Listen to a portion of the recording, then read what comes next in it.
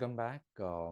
Yeah, we did go through in terms of the dreaded day, how I went to office, and how very quickly I literally had to sign a document and come back home.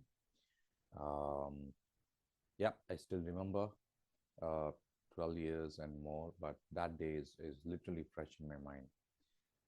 So let me move on. What happened next? So that particular week, I was at home, as I said, used to working 40 hours a week for 10 years, and suddenly you're basically at home, and the thought of no job was like literally killing me as such. uh, you know uh, some of my friends did call up asking me how I was, and offered a lot of help, saying that they would forward my profile in their network and help me out to get another job. So definitely there was support from my friends, and they were very supportive. A couple of them did call me on a day-to-day basis to just check on me.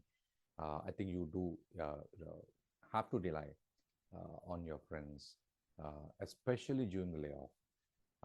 I will also give you a use case in terms of what happened to one of my uh, friends who been laid off for more than 9 months, and I will definitely go through that because you will get an idea as to what a layoff does to a person. Uh, the only thing which it does is it takes away the self confidence of a 2 decade career professional. And that's what it does. The same thing happened with me. I- You know, uh, 10 years under my belt, and the kind of profile I was into is learning and development, standing before an audience of 15, 20, 40, and during induction, it's 100, 120 people, right? You stand before them confidently explaining the learning solutions that the bank is offering to its employees, and a lot of questions which people ask. And the audience is not just level one, level two employees. You sometimes have vice presidents uh, and in the room, and then you need to tackle them. And over a period of time, you actually gain that kind of an expertise where you tackle an audience. Doesn't matter the kind of level they are in, right? So from that standpoint, I should have been more confident and then go ahead and apply in other companies. I did that, but what it does to your self confidence, as I just reiterated, is that it pushes it down, as if you do not have any skill, and that you're the most uh, unconfident person in the world, and things like that. The mind literally bothers a lot. What happens over a period of time working in the corporate is, um, you tend to associate yourself with the brand so closely, that when you go to the parties, you introduce yourself saying that I am working here and my name is this. Even before your name, you say that you tell the name of the company, which means you are so associated. And the moment you lose the job, it's as if the association is cut. And then the major identity that you identified with so long for 120 months identified with the bank, and then you know uh, there was no personal branding. And that's one aspect which I would like to reiterate, that uh, stand on your own feet, whether you have a job or not. There are a lot of avenues to get money, not just a corporate job, right? Not pulling down corporates. I mean, it's one place where we learn a lot, right? I learned a lot of professionalism over there, and a lot of my managers taught me a lot of things which I still use, right? The kind of discipline which I need to, especially with learning and development, the kind of discipline you need to bring in, the kind of planning, attention to detail, and these are the things which I gained because I've observed my own managers displaying that. And once they displayed it, the kind of promotions that they had, rule changes that they had, literally motivated me to ingrain these behaviors as part of the professional that I am. So yeah, the friends called up and were very supportive. And then I changed my profile, updated my profile, sent it to them, and they did forward to different companies. And one of the friend who forwarded it to his colleague, other I knew the colleague as such, helped me get a job. So for the day I joined another bank. I was pretty happy. So what happens is, you do not have a job, you go through whatever you go through. Once you have the offer letter, the entire mindset changes. That is something which I keep telling my colleagues and my friends who call up saying that, oh, Ravi, I lost my job, what to do?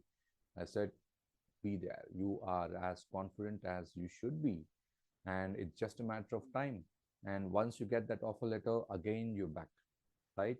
And I'm saying offer letter because, yeah, the one option is to work in the corporate, with a lot of options of late, with the kind of startups coming across. I mean, it's not just for the Indian scenario, and US, Australia, Canada, any country, Europe, any country that you see, a lot of startups are coming. So it's not just the corporate job which actually pays, it is a lot of options. I mean,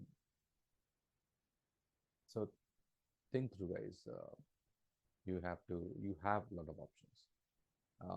So yeah, I had friends who helped, and in my own apartment, a lot of looks I had to bear, I should say, where people were asking but not asking, "What are you doing here? You should be at office." Now you can't answer that, because they didn't ask you. But even if they ask you, what will you reveal? You can't say that you're being laid off, and if you say that, the entire building will know, and then right. So I had to face that, and then um, parents were pretty supportive. Both had 40-year kind of careers, and they knew the ups and downs of a typical career. And then they had confidence in their child that, yeah, he's been through, he's learned a lot. So yeah, let him actually learn by themselves. So they didn't uh, literally bother to sit with me and assure me and stuff. They didn't, because they knew that I need to go through the pain by myself and learn by myself. So that's one lesson which um, I learned. And when my friends call up saying that they're going through the situation, I said, go through the situation. It'll it'll strengthen you up. It'll build resilience. Uh, you know, that's how it is. That's how it is. And a lot of situations, if you look at it, beyond the layoffs as well, we're into a lot of situations in life, and you are alone in those situations, and you have to face it. Even if you don't like it, we have to face it. And once we face it, and once we learn the lesson, uh, we there's a lot of wisdom which we garner because of the situation. Uh, that we move on much more stronger than before, right? Because we learned by our own selves. So just imagine a child trying to solve a math problem, uh, trying all the methods, and finally succeeds to solve the problem, and then realizes that a lot of methods and ways to solve one problem, and that's one problem with mathematics. Same thing to do with life, right? Uh, Once any problem comes to us, to our, which means, my belief is, yeah, God has given me this problem, so what should I do about it? Try to figure out, and try to solve it, just like a max problem. Just try to solve it. There's several ways. uh, Maybe the one way which you need to find, it might take actually some time, but figure it out.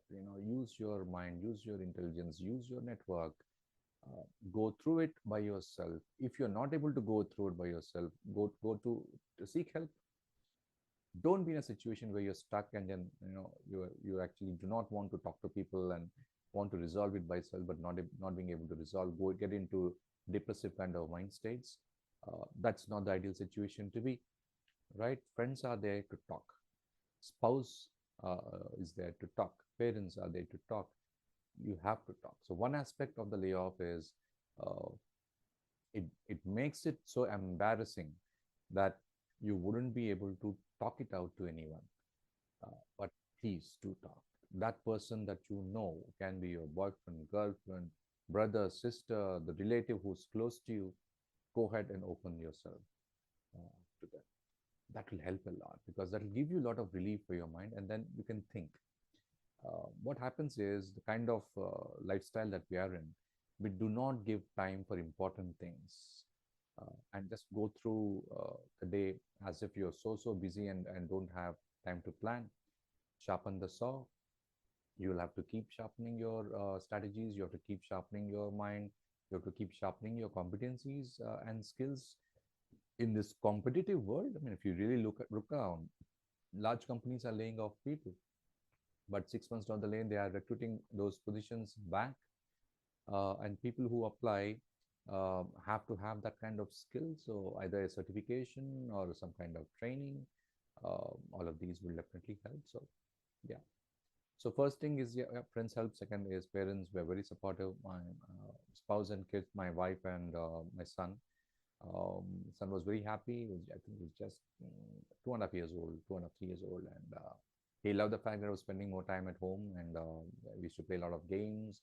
I used to take him out to the garden for a walk, uh, and he just loved the attention that he was getting. So, is that not an advantage at that particular age of his?